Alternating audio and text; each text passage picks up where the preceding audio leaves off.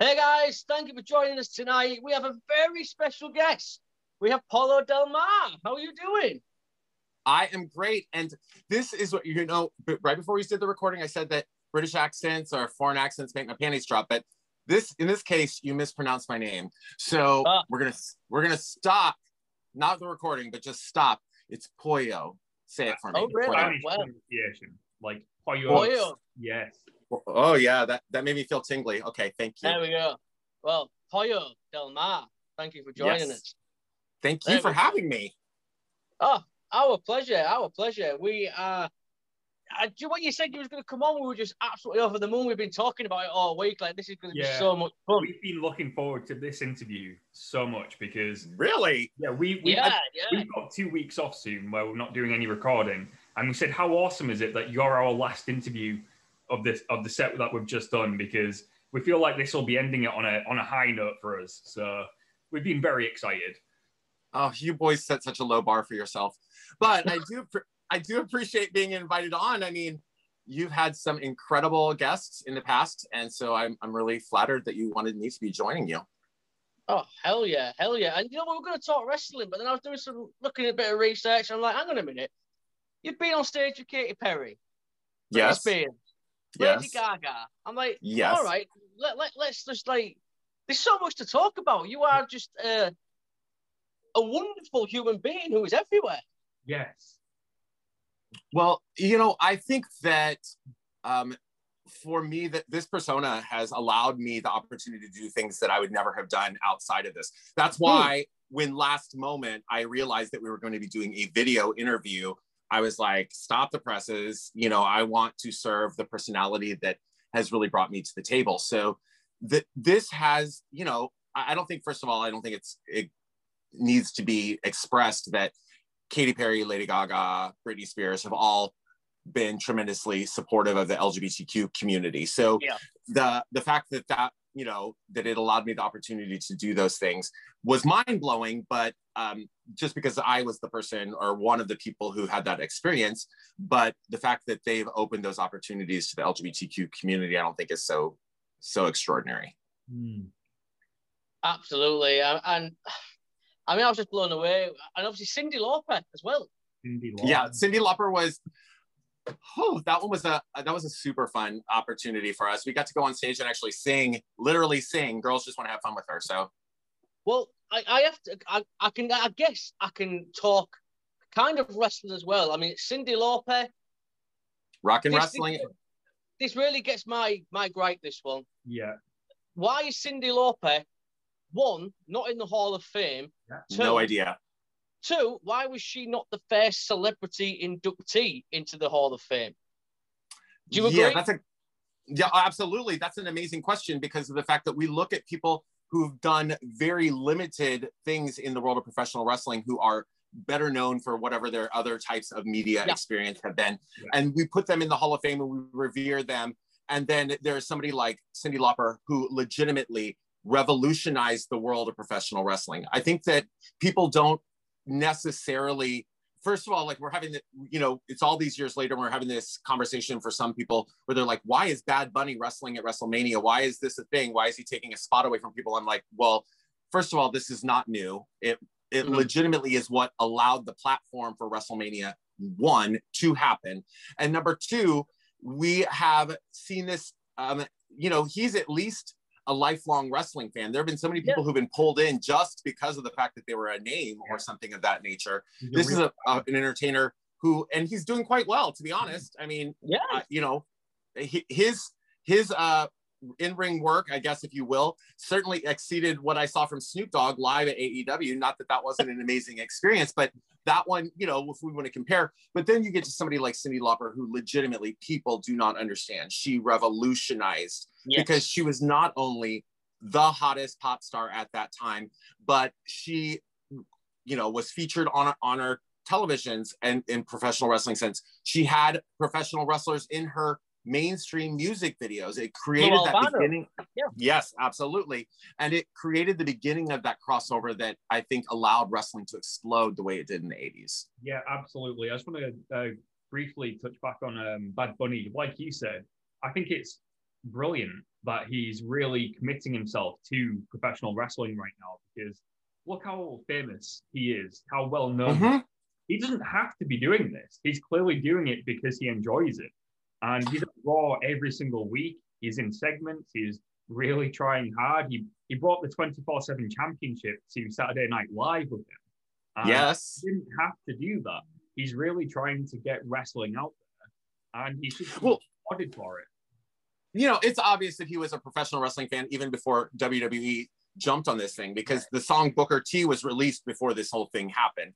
That's actually was the gateway to this. And it's not his first time mentioning it. I will tell you, I listen to a lot of wrestling podcasts, and probably my favorite, I think, as for the case with many people, is Busted Open. And the week or so after that kind of crossover started, Bully Ray and Dave LaGreca and that team were kind of like questioning this, like, who is Bad Bunny? And it just sounded really awkward, because I'm like, even if you don't know his music, he literally is the biggest name in Latin pop and pop crossover music in the world.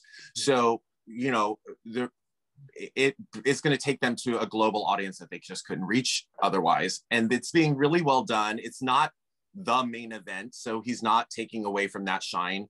It's something that's just entertaining, and there could be nobody better for him to work with, honestly, than The Miz, because no matter what happens to The Miz, he's able to bounce back. It's his character. The Miz could lose to a new talent on one episode of Raw, and then next week win the World Championship, and it would still make sense.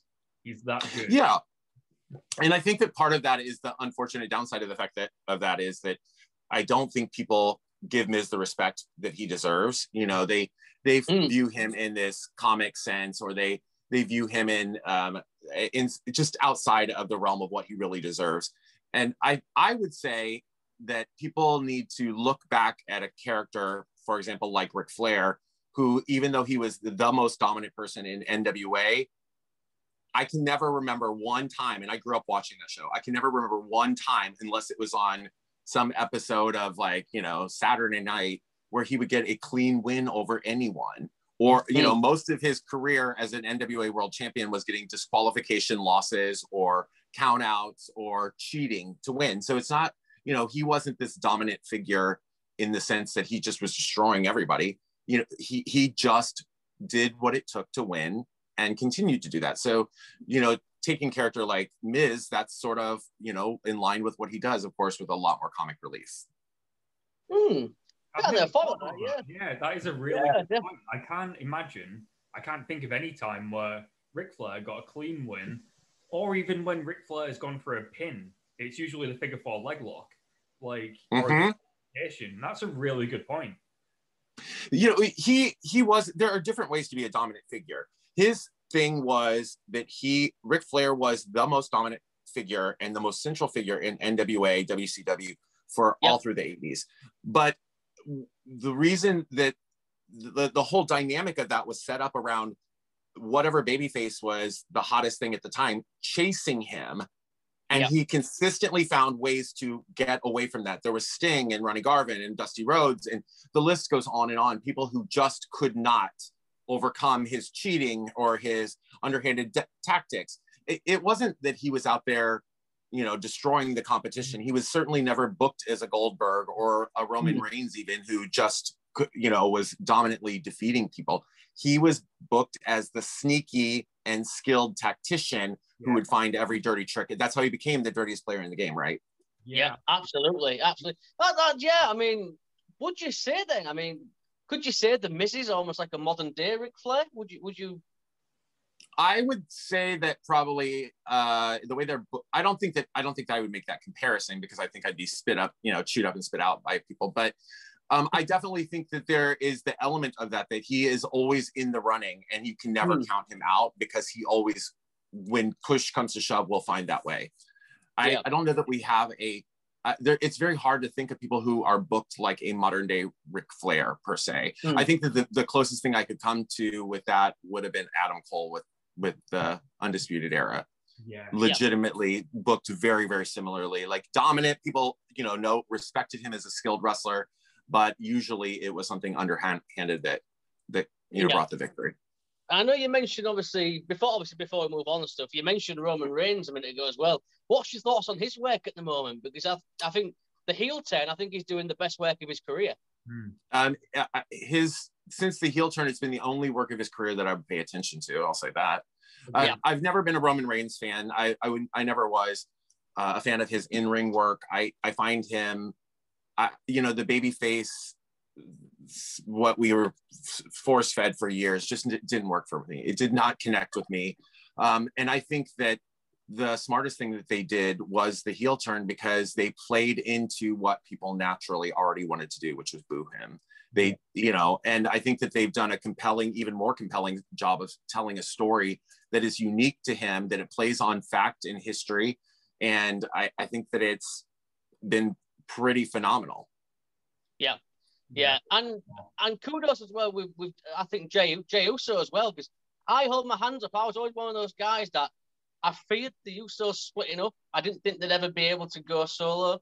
And Jey Uso is proving me wrong. I mean, he's doing incredible work at the minute. Do you think the same? I absolutely do. And I think that,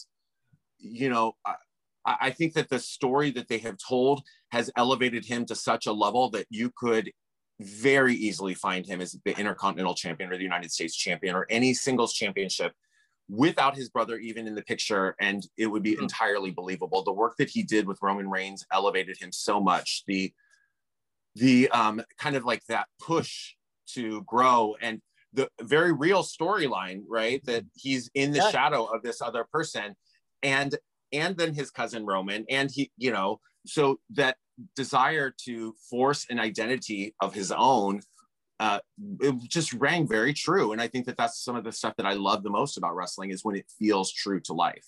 Yeah, exactly. The most compelling storylines have always been where there's that little hint of reality thrown in, like the Edge and Matt Hardy storyline back in 2005. Which one was it? I'm sorry. Edge and Matt Hardy with Lee. Oh yes. Like we didn't really know what was real and what wasn't. It felt like he was watching something real unfold on TV. I just remember being gripped by that storyline, and I feel like the best ones nowadays are where we really don't know what's real, because there's so much online on the dirt sheets and on Twitter. You feel like you know everything that's going on. So when you are taken by surprise, and you don't know what's going to happen, that's the best wrestling. That's one of the reasons why in so many capacities, the internet definitely, for people who are so up on that, it can ruin the fun of professional wrestling, because what's going on. I remember when I was a very young person, the Iron Sheik and Hacksaw Jim Duggan were in this feud, and it was playing out everywhere, the whole anti-American versus American. And then they were pulled over by the police, and both of them were arrested for possession of controlled substances. And the fact that they were both arrested for controlled substances was far less shocking to the general populace than the fact that they were riding in a car together, right? And, yeah, and it kind of shattered a lot of that fun.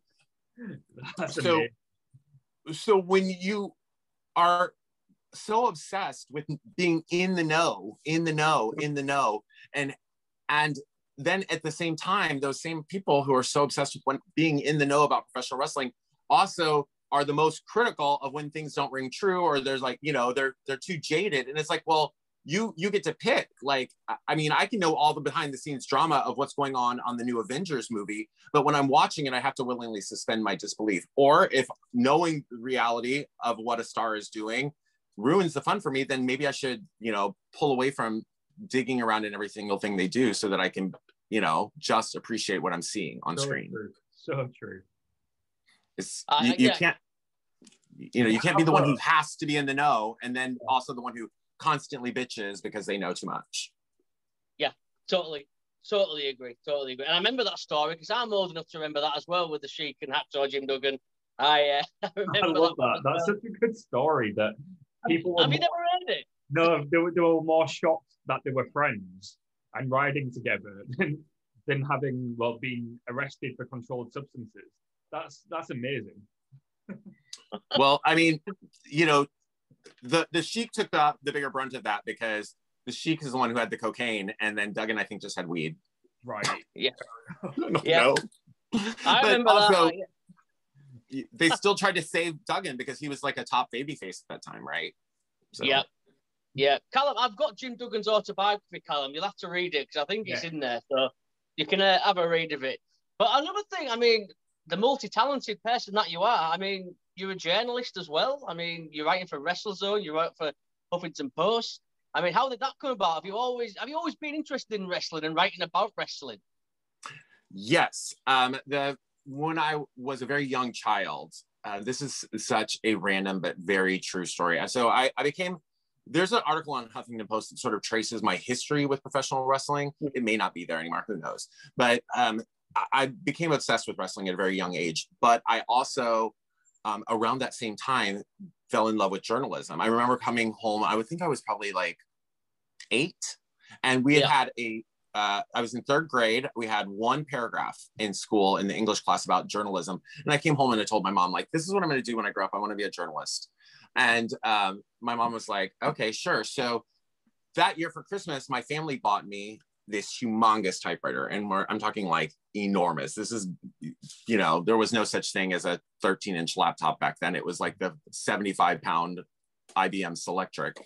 So that year I started a school newspaper on my own. I just would, like, my friends and we would type it up and we would sell it. But at the same time, like as the years advanced, I was falling more and more in love with wrestling. And I would, from the time I was probably 12 or 13, I would write wrestling articles on this IBM Selectric and mail them in the mail to Stu Sachs at Pro Wrestling Illustrated. And I got enough, and all of these at the time, there was lots of wrestling magazines, and some of them were really shitty. And I remember as a kid thinking like, oh, surely this one that's got all full of misspellings will want something of mine. Like they obviously don't have standards, but apparently they did. And, but for the longest time, I had actual rejection letters from all of these places. So fast forward many years, like as a teenager, I had some great experiences. I got to interview a lot of professional wrestler. I interviewed as a very young person, Dustin Rhodes. I actually tweeted this, like I was Dustin Rhodes' very first ever professional interview once he was a professional wrestler, because it was at a flea market or something like that where he just wrestled, his second match, and I interviewed him afterwards to write it up for one of these things to pitch. And then the Rock and Roll Express and Mark Callis before he became the Undertaker, and so a variety of people of that nature. And then as I progressed into a professional journalist, I worked for a variety of publications around the world and ultimately landed at the HuffPost, where I was writing celebrity interviews, people like Lady Gaga and Katy Perry and whoever, Kelly Clarkson. And I looked on the site and there was nobody writing about professional wrestling, nowhere. So I made that, that became sort of my crossover passion. Like this opportunity of having written about other celebrities opened the door for me to write about professional wrestling. And that ultimately is how I ended up becoming a personality in the world of professional wrestling, albeit marginally. Awesome. Like you managed to merge those two interests of yours together, professional wrestling and journalism. You get to write about it now. How cool is that for you now to be doing what you love to do about something that you love doing? Yeah, I've always loved writing, and so whatever I was writing about, I was already in love with that, because I've been very fortunate, like in that regard, I get to choose who I write about and what I write about, and I don't write a lot anymore. So that's just because the world of journalism is changing and the opportunities are just decreasing. Unfortunately, I left Huffington Post a few years ago because there was a massive changeover in their editorial direction. And they would much rather, for example, somebody screen cap 5 tweets from Katy Perry and write an article about 5 tweets, which anybody could find on their own, versus actually talking to Katy Perry. So, I was displaced by Twitter, basically. Here I'm like, well, I can actually talk to that person. How about I interview that person? No, this is fine. This is, we'd rather do that. But the concept of getting to write about professional wrestling, it got me very close to living that young childhood dream of, writing for Pro Wrestling Illustrated and getting those, backstage access. I got backstage access at WrestleMania a few years ago when it was at Levi Stadium, not the actual day of the event because that's chaos, but in all of the press junkets leading up to it and getting to go to that and meet a lot of the WWE stars, to get the opportunity to be in the same room when, you know, people are like Dave Meltzer is standing right next to me talking to somebody and, you know, this other person. So it was very rewarding, and it has been rewarding. It opened the door to living other dreams that I would have never imagined. Yeah, I've always loved journalism myself. I'm not intelligent enough to be a journalist, but I've always been fascinated by it. I've just bought a lot of books, a lot of Hunter S. Thompson books. Obviously, the Gonzo style of journalism, which I'm looking forward to reading. But it has always fascinated me as well. So it's pretty cool that you've been able to do that and combine it with the wrestling. That's something. Yeah, I'm very envious of that. That's a wonderful thing. That like I said, that was something that I had. My mind had. I think that our minds close opportunities down for us. Like when you're like, I'm not intelligent enough or whatever. Those are stories that our mind tells us. They're not based in fact. They're just what our mind tells us. And one of the narratives that I had lived by for a really long time is that the world of professional wrestling is not open to people like me, that I can be a passive viewer and audience member, but I'm not welcome in that world. And so that is the narrative that my mind told me, and I followed that for a really long time. At some point I challenged that thought process, which is like, says who? Like, yeah, maybe I'm not like necessarily the most welcome in that environment, but I'll be damned if I'm gonna let somebody else tell me that I can't go there. So, you know, with that, and with having built a credible resume as a journalist, it allowed me to begin approaching these various professional wrestling personalities that I admired and wanted to speak to. And it's just, you know, as your experience with this podcast has been, once you've got enough people under your belt that can vouch for you, or that people can see that your work is valid, then the doors begin to open. And it doesn't matter like who you are. Once you are a valid personality in this world, then in any world, be that, then the opportunities begin to come to you. And I also will say that I think that the concept of bridging between my wrestling or my journalistic love and my love for professional wrestling plays very much into what we're seeing with things like Effy's Big Gay Brunch, for example, where people like me and people like the performers on that show have for years been told we do not have a place in the world of professional wrestling, or we have felt we do not have a place in the world of professional wrestling. And it was a matter of like, wait your turn, wait to get invited.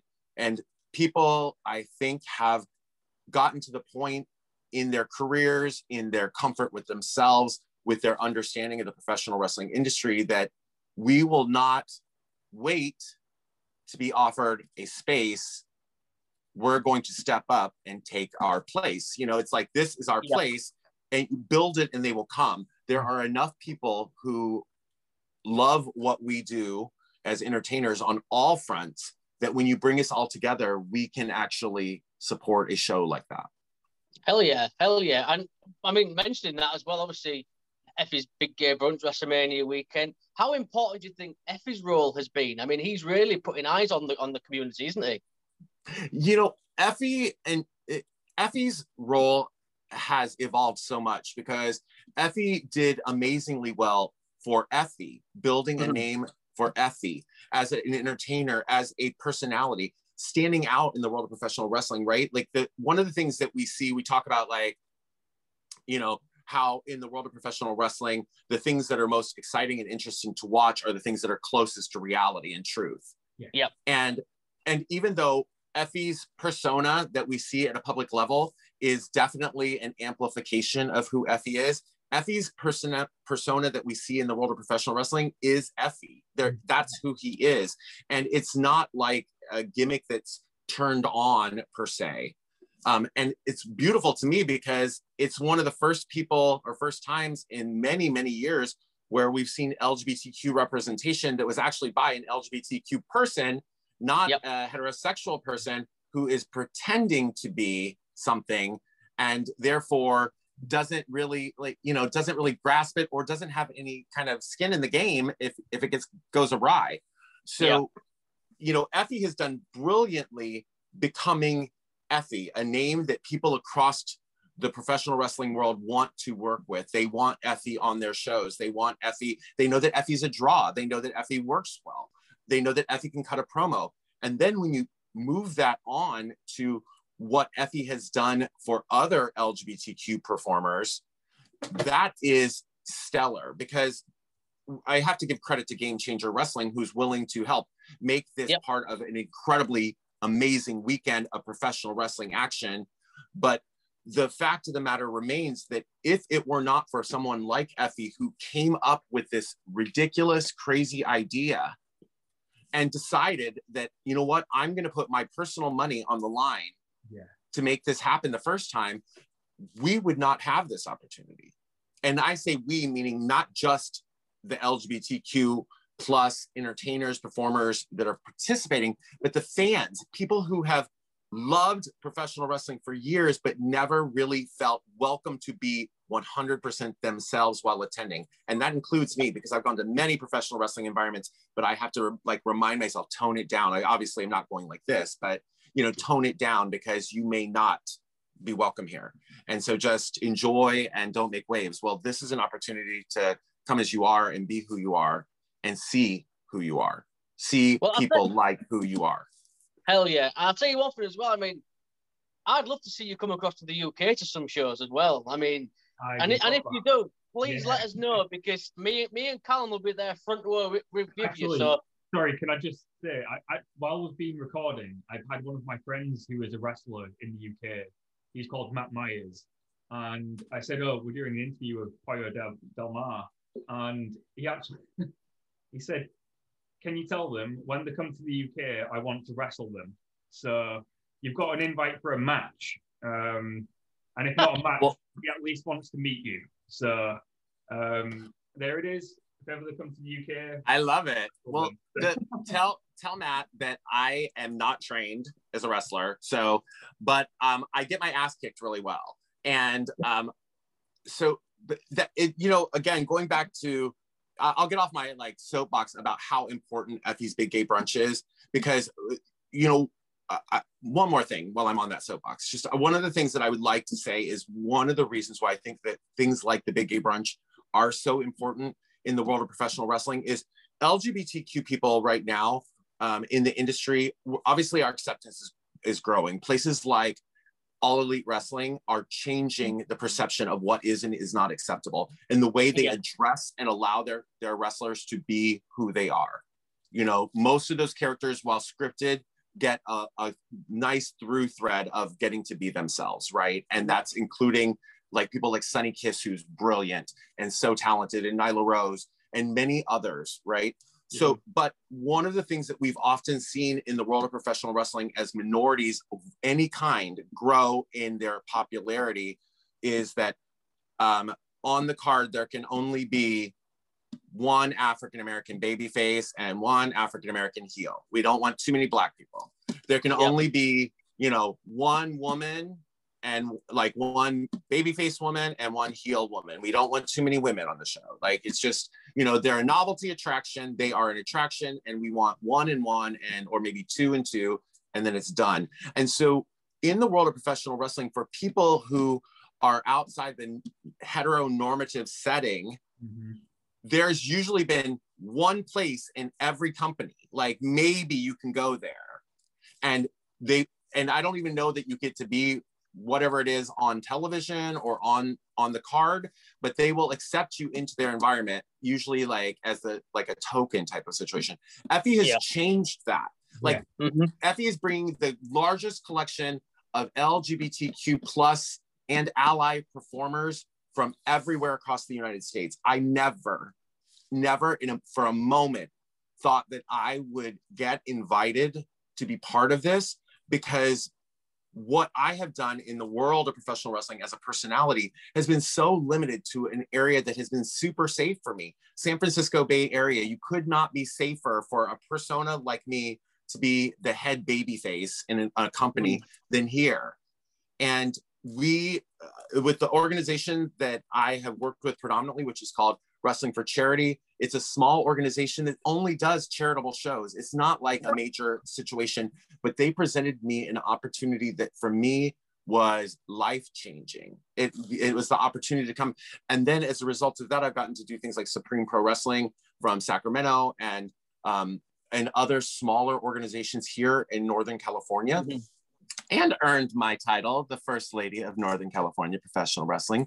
But that's an aside, you know, but Effy has allowed all of us from across the country to come together and to network and to show support and love and appreciation for each other as talents, and to bring a collective fan base who will appreciate everyone.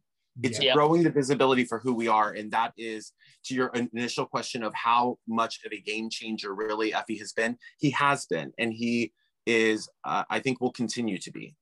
Yeah, and can we just appreciate as well the fact that the talent on the card is just ridiculous. I mean, it's probably the show I'm looking forward to the most, WrestleMania weekend. I mean, Big Gay Brunch was amazing. Like, it was such an experience to watch. There was a little bit of everything thrown into that show. And it was unlike anything we'd seen as part of the collective. It was different to everything else. And I can't wait to see what the second one's going to bring, because if it's anything like the first, we're in for a treat. And if you're listening to this and haven't seen the first one, you've got to check out the one coming up Mania weekend. It's going to be incredible. It is. Well, I'm excited just because of the fact that, you know, you're talking about the talent level of the performers, right? Yeah. And that's one of the reasons why I earlier distinguished for your friend in the UK. Like, I'm not trained. I'm not skilled at the things that these performers are. These are legitimate professional wrestlers who are at the top of their game. They're incredibly, incredibly talented. Do not allow the fact that some of them have outrageous personas, or that they're LGBTQ, or that they identify as something that does not kind of hit home for you. Don't let any of that distract you from the level of talent these individuals have. Yeah. They are bringing you top-notch professional wrestling that happens to be in the setting of Effy's Big Gay Brunch, where you're going to see characters like myself out there as the host of the entire event, and some outrageous things like Perot's, you know, twink hunt and things like that. You know, these are outrageous things, but at the heart of it is legitimate professional wrestling. Yeah, I mean, I spoke to Edith Surreal before we had you on, and arguably one of my favorite wrestlers in the world at the moment. Just incredible talent, just oozing out of her. I mean, like you said, the talent on show is just so incredible. The only thing I hate about it is the fact that I ain't going to be there. Yeah. You know, we can't fly out. But you can watch on Fight TV. It's on Fight TV. Tune in to Fight TV. We will be. We will be. Believe me. Can I tell you that I nearly shit myself when I woke up this morning and Fight TV had tweeted my name, and I was like, I'm going to be on Fight TV? Yeah. Like, cool, who the hell is this? Cool. Like, what is going on here? I'm going to be on Fight TV? I saw that and I retweeted it. It was cool. It was cool. But and these two guys here, we're going to be watching you on Fight TV. So, global. Mind blown. Fuck Drag Race. Fuck RuPaul's Drag Race. Oh, can I say that? Oh, F RuPaul's Drag Race. You can say whatever you want. I'm going to be on Fight TV, bitches. Take that. Well, I know, like me kind of said, you've got to come to the UK because we want to be front row with you at shows. So you've got to come to the UK. But I know we're on Zoom, and I know we've got about 2 minutes before it's going to cut us off. So oh shit, we need to be back. I will say to you right now, it has been an absolute pleasure. You are amazing. And how about after Mania weekend, we get you back and we do a little review? A recap. I would love it. I would live for it. We will do that. We will do that. But obviously, before it cuts off, do you want to quickly plug anything? Effy's Big Gay Brunch, do you want to quickly plug it? Absolutely. There was a time and a place when professional wrestling wasn't like for people like you and me, if you are like me. But Effy's Big Gay Brunch coming to Tampa, Florida on Saturday, April 10th is the place where we all get to come together, be who we are, celebrate who we are. And I, Pollo del Mar, I'm going to be the host of Effy's Big Gay Brunch. Tampa, get your damn tickets now or watch on Fight TV. Hell yes. And on that bombshell, Pollo del Mar, Thank you very much. Thank y'all for having me. Anytime.